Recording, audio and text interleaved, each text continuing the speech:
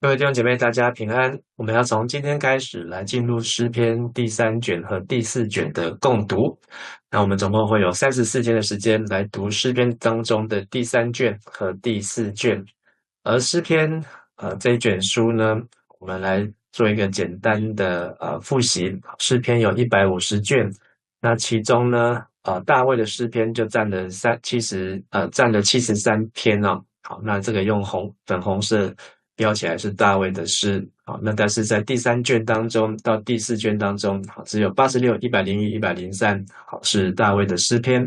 而可拉后裔的诗有12篇，那亚萨的诗有12篇，所以我们可以看到在可拉的后裔的诗篇呢，在第3卷当中有4篇，但是大部分是亚萨的诗。好，那等一下我们会介绍亚萨。好，那所罗门的诗篇有2篇。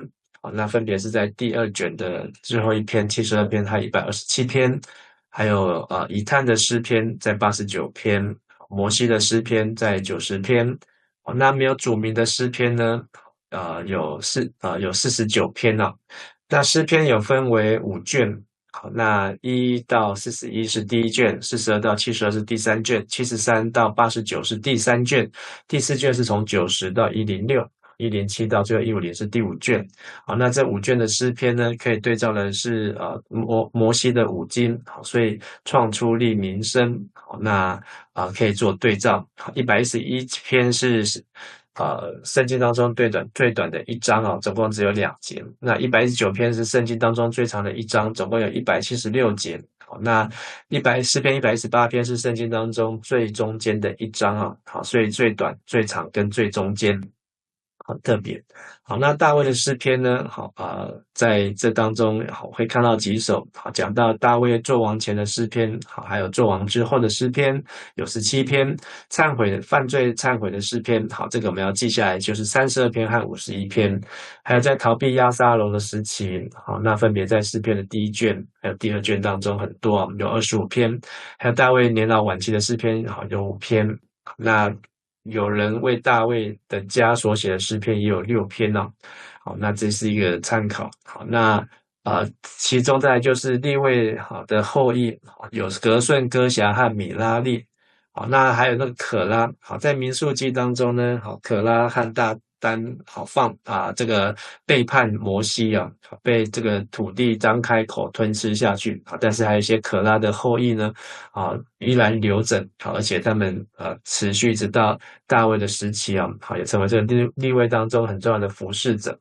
好，那所以利未呢，可拉后裔当中呢，好，就是格顺、哥辖、米拉利呢，那有这利未的3个儿子呢的3个支派呢，好，3个宗族呢，好，分别就是亚萨、希曼和以探哦。好，所以有亚萨的诗篇，还有希曼的诗篇，好，以探的诗篇。好，那特别是希曼是属于可拉的后裔所以亚萨的后裔的诗篇，好，在我们这个第3卷读的比较多。好，有12篇。好，那可拉的后裔的诗篇呢有12篇。好，那以探的诗篇的后裔的诗篇有1篇。好，89篇。那这几篇都是我们在这一个月接下来这个月当中，我们会读到的就是利未的后裔好的诗篇。那他们都是在大卫时期的诗班长我们可以从历代志就可以看到大卫他怎么样来整顿好这个圣殿的恢复圣殿的敬拜，还有特别就是让圣殿不是只有加上祷告不是只有祷告的作用献祭。从这个会幕的献祭加上了祷告，再加上了这个敬拜就是音乐的部分。好，所以有很多的诗篇都在那个时期当中来产生那在这里有这个对照，就是亚萨的诗和可拉后裔的诗，好，刚好有一个对照。亚萨是比较阳刚，那可拉比较阴柔。好，那亚萨比较理性，然后可拉比较感性。亚萨是属于叙事，可拉属于抒情。亚萨冷静，可拉热情。亚萨注重真理，可拉注重恩典。亚萨是彰显神的公义，可拉彰显神的慈爱所以在诗篇的第3卷当中，我们可以看到这样子的结合好，那可拉的后裔，好，可拉的后裔没有特别注明人的名字，好，只有讲到是可拉的后裔啊，好，所以他们可能体会到他们的祖先，好，曾经在这个民数记当中，好被出埃及的时候背叛摩西，好，然后犯了罪，被神所管教，好，所以他们可能体会到神的赦罪之恩哦。好，那所以像几个诗篇84篇当中会提到，就是他们要住在神的院宇一日，好，胜似在别处住千日，好，宁愿在神殿中看门，不愿住在恶人的帐篷里啊。那我们就先看到这边。好，那另外呢，再补充的就是呢，诗篇的第3卷呢，好73到89篇。好，那对照的就是摩西五经当中的创出利未记这一卷书啊。好，所以你可以看到73篇到89篇都是利未的后裔，好，这个亚萨还有可拉好的后裔他们所写的诗篇。而立位呢，就代表了立位祭啊，好，就是一个在圣殿当中的献祭啊，好，所以这里面大部分都是亚萨可拉后裔所写，主题和立位祭也相符合，讲到了会幕还有神的圣洁。好，那许多诗篇也论及了人跟圣所之间的关系啊，还有神跟圣所之间的关系。好，所以73到89篇。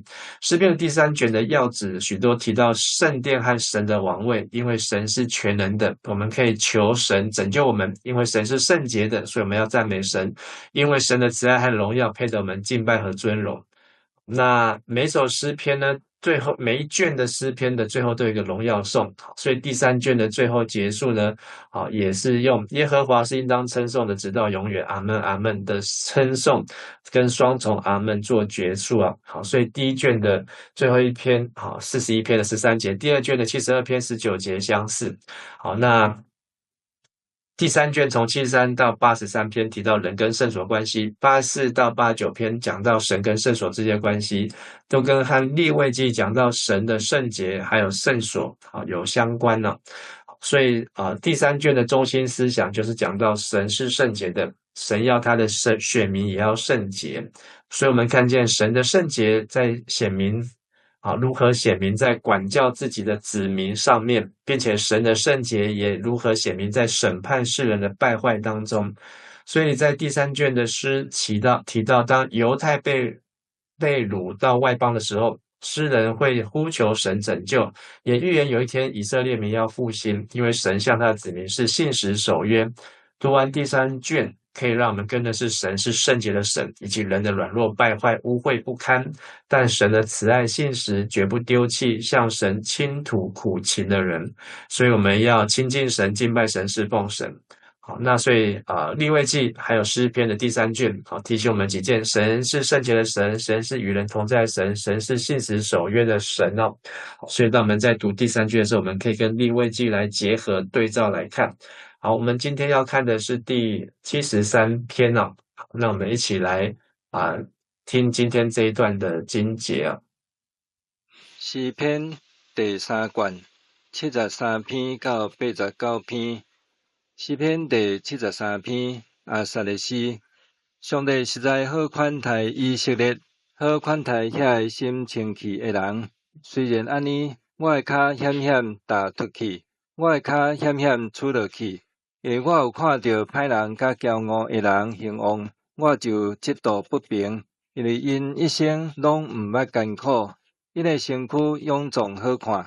伊无亲像别人拖磨劳苦，嘛无亲像别人受到灾祸，所以因用骄傲做破链挂伫颔棍，用暴力做衫穿，因身躯肥，目睭憨，心充满邪念，因踢笑恶意中伤人，因讲大声话压制人，因的喙亵渎天，因的舌掌骂地，连上帝子民都归活因。全盘接受因所讲的话，因讲上帝哪会知？只管上帝减下目，看这个是歹人，因不时无烦无恼，灾报哪个天？我保守我的心清气，实在无彩工。我洗手无捌着罪恶，嘛是空空。因为我规日拄着灾难，逐早起受着谴责，我若讲我要照因安尼讲，就对你的主面无忠实。我想要了解这个代志，毋过无法度。到入去上帝圣所，我才明白因的结局。你一定会甲因放伫骨骨的所在，互因摔倒灭亡。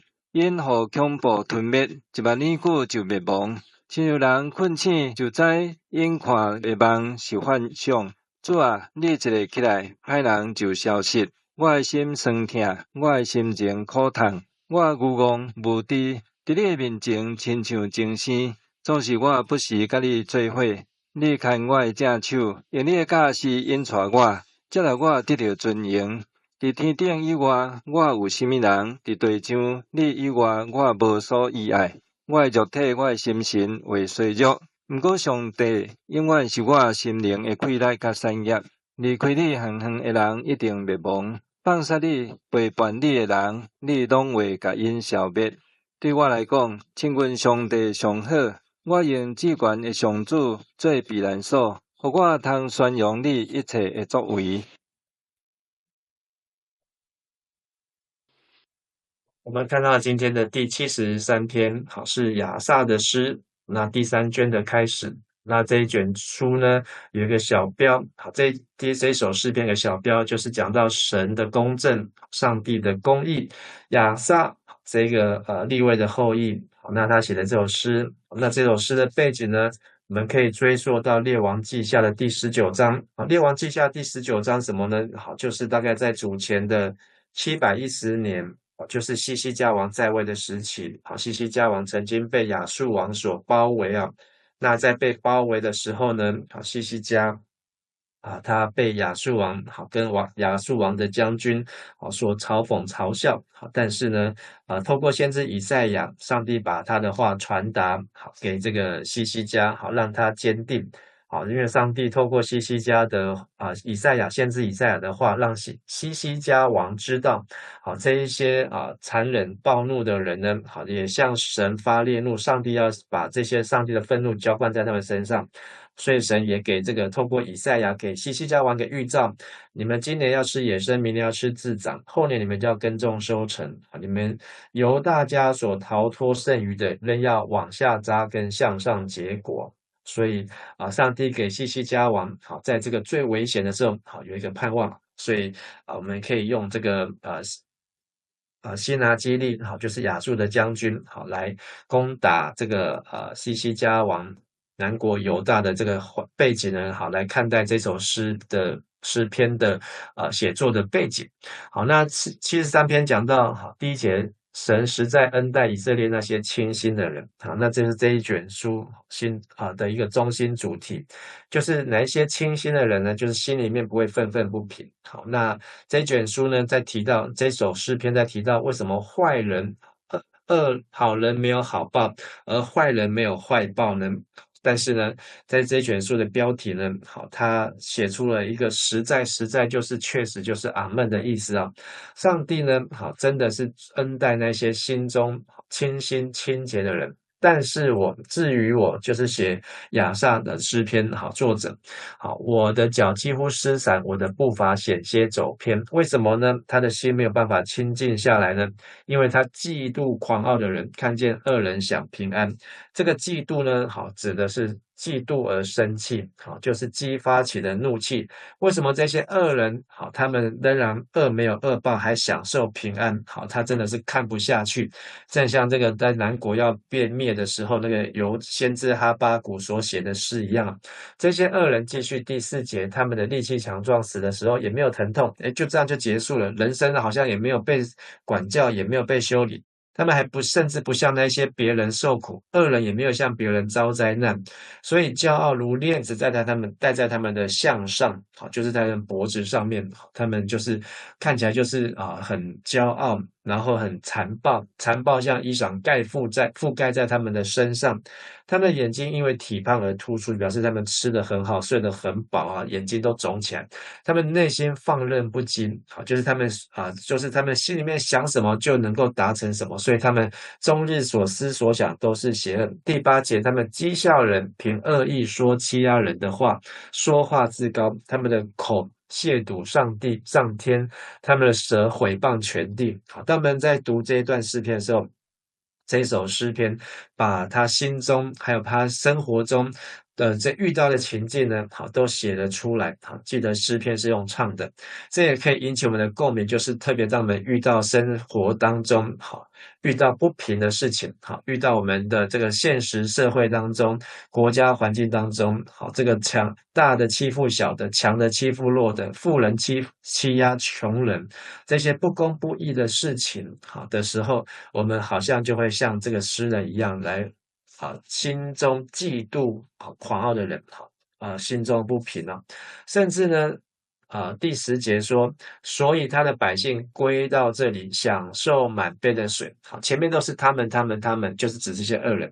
但是第10节讲到他的百姓，好，所以现在中文译本直接翻清楚，以致连上帝的子民也转向他们，好，一心相信他们所说的一切话，好，享受满杯的水啊。好，那这里的翻译呢，比较有点争议哦。有人认为这个满杯的水就是上帝的子民，好到这里，好到上帝这里喝了所有的苦水。好，但现在这一本翻译说，上帝的子民好也跟着这些的恶人坏人然后呢一起作奸犯科，或是呢已经觉得上帝好像已经不存在了，上帝不会审判人。好，这个局势呢已经黑暗得胜了。好，所以大家都一路跳到黑暗当中去。他们说好，又回到这些恶人的身上。神怎能晓得？至高者哪会知道呢？看啊，这就是恶人，他们常想安逸，财宝增多。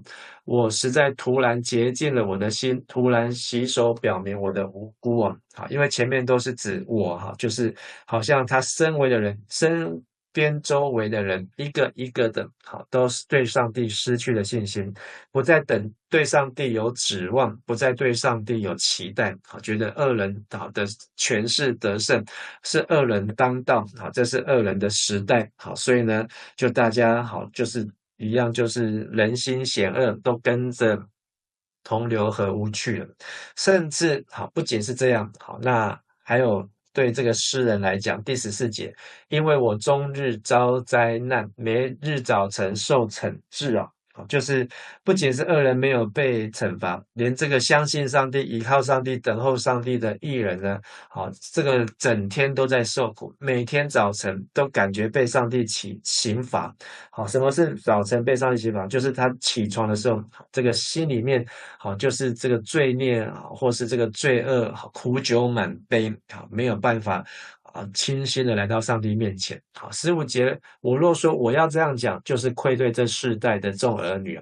好，所以诗人本来想要讲的是这个14节，就是他真的过得很苦，可是他又想到说，如果他每天都抱怨，每天都没有活出上帝的见证，这样就是对这个世代上帝的子民不忠实啊。所以这个愧对就是这个原文意思就是对这一代的众子民不忠实。所以现在中文译本翻得很正确啊。现在中文、现在泰语都把它翻得很正确。和合本呢就会让人比较有一些不一样的看法或是翻译会让人不一样的理解。我之所要明白这事，为什么上帝恶人不赶快有恶报，而善人没有善报，眼看时系为难，他已经尽了很思索，跟后面的思想一样就是他尽力想要去洞察、去了解，但是在他的眼中来看，实在很难，所以这里和合本呢，有把眼字这个字保留啊。好，那现在中文译本是说，我想要尽力了解，却无能为力。意思就是说，其实这个诗人呢，他是用他自己的眼睛来看到，他所看到这个世界，他不能够去明了。但是呢，其实也是说，当他学习用属灵的眼光、上帝的眼光来看的时候呢，他就会明白。所以从17节之后，就是一个转换。前面的1节到3节讲到他的心中的愤怒。4节到14节讲到他愤怒的原因，就是这些的坏人怎么越过越好，越过越爽。可是这些等候上帝的人在教会里面警醒的义人却越过越辛苦。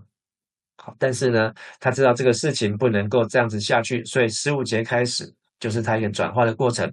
15到20节呢，就是他开始学习用信心的眼光。17节，直到我进入了神的圣所，思想他们的结局，他们就指这些作恶的人啊，结局指的就是他们的尽头。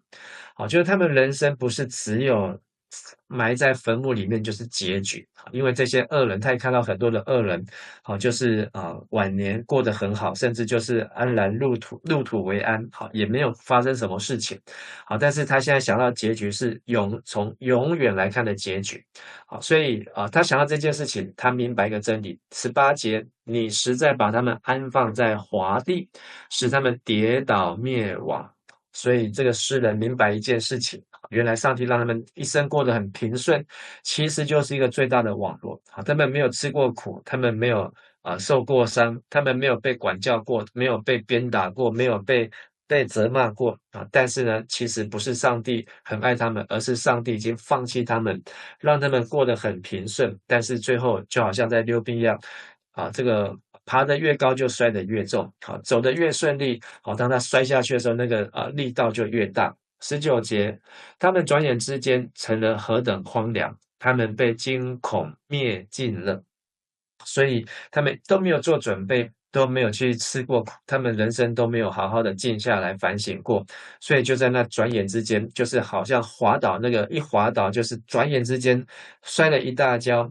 而这个诗人看到了恶人的尽头，就是他们的结局，原来就是摔得很惨，而且甚至是呃成了何等的荒凉啊！好，这荒凉的意思呢，也可以指沉沦，也可以指欺骗，就是他们一生都活在一种欺骗当中，以为他们样样都有，结果是样样都虚空。就是那个传道书所罗门的心境，他好像得了全世界，最后发现全世界的一切都不能够救他的灵魂和性命。20节，人睡醒了怎样看梦？主啊，你醒了也必照样轻看他们的影像啊。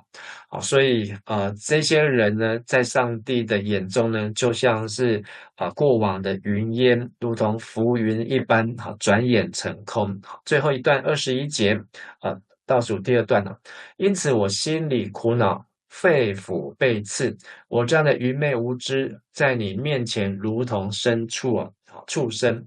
好，这个诗人前面一开始是嫉妒而愤怒，现在呢明白知道上帝的计划之后呢，好，他又开始苦恼。好，现在做译本有一个翻译说：“我本来心怀不平，我的情感被伤害，我竟像野兽一样愚昧，无法了解你。”这个是用意译把意思翻译出来，就是说他发现呢，他这些的苦恼呢，这些的情感呢，其实呢，是多余的，因为呢，23节，然而我常与你同在，你搀扶我的右手，你要以你的训言引导我，以后你必接我到荣耀里。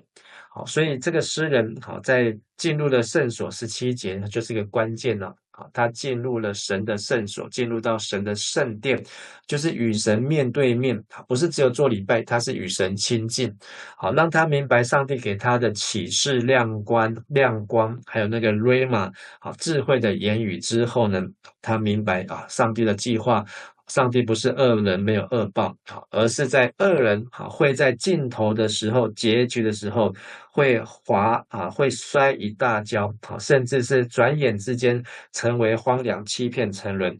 转眼之间，他们被他们的惊恐所吞灭，因为他们完全来不及做反应了。好，所以这个诗篇73篇我们读到这里，可以知道这是一个末日讲到末日情景的诗，也讲到一个天上永生的画面啊。好，接下来是24、25节这首诗也是我们最印象最深的。除你以外，在天上我有谁呢？除你以外，在地上我也没有所爱慕的。好，所以这一首诗篇呢，已经突破了旧约的很多人的这个对上帝的了解。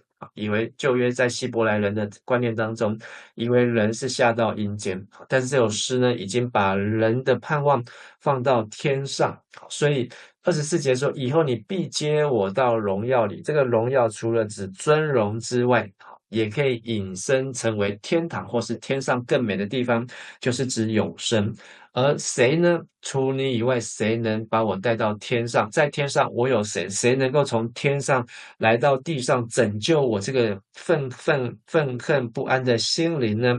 好，除你以外，在地上我也没有所爱慕的。好，就是当我遇见神来到你的圣所圣殿的时候呢，我会发现最美好的不是在这地上，好，人生的最高峰，好，最精彩的不是在这世上，而是在天上。好，所以有一位神从天上来到地上，把我的眼光从地上转移到天上去。26节，我的肉体和我的心肠衰残，但神是我心里的力量，又是我的福分，直到永远。所以我们都已经被这首除你以外这首诗歌好的这首歌的旋律，还有歌词深深的吸引哦。好，就是这样的盼望呢，这样的信心呢，好，虽然写诗的诗人好已经年纪老迈，肉体心肠衰残了，好，就是身心俱疲，但神是我的力量，永远是我所需要的一切啊。好，所以是我的福分。福分这个字在希伯来文指的是指一片土地或是一份的财产。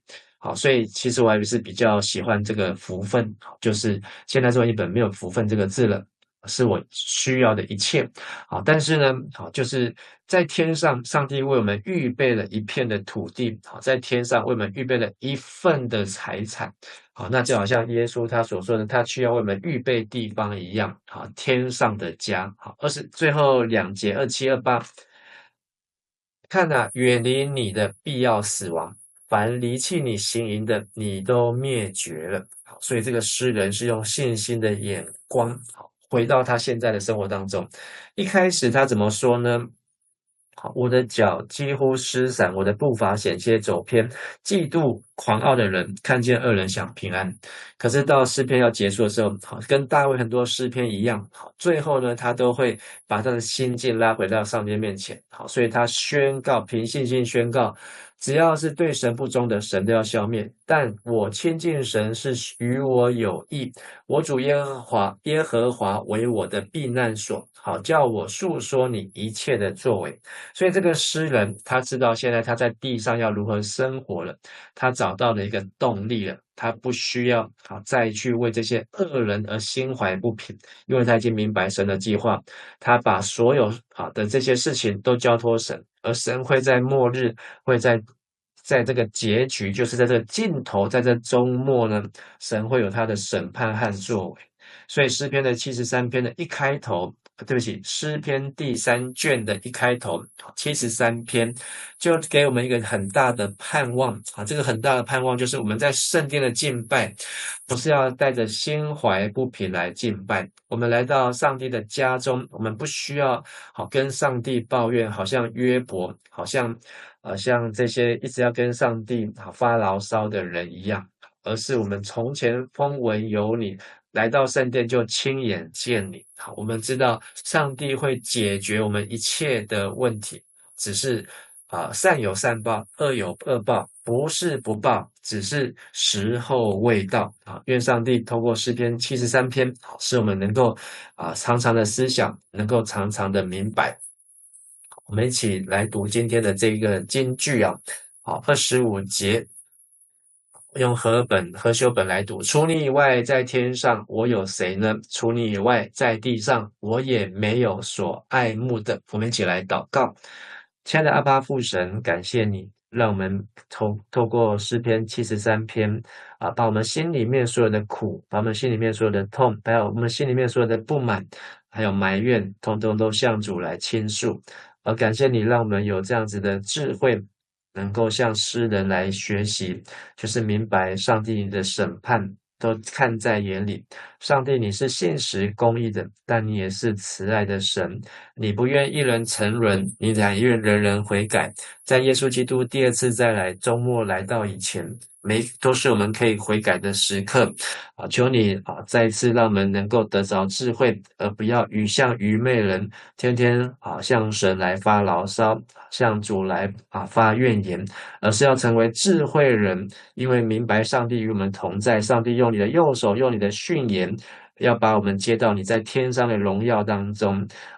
即便我们的肉体心肠衰残，但神你永远是我们每一天的力量，是我们的福分，是直到永远的盼望。愿上帝你的话、你的灵、你的祝福与我们同在，使我们都能够身心灵都住在平安里面，都充满神的喜乐，能够来活出神所喜悦的生命。我们如此祷告祈求，奉耶稣的名，阿们。谢谢大家，大家平安。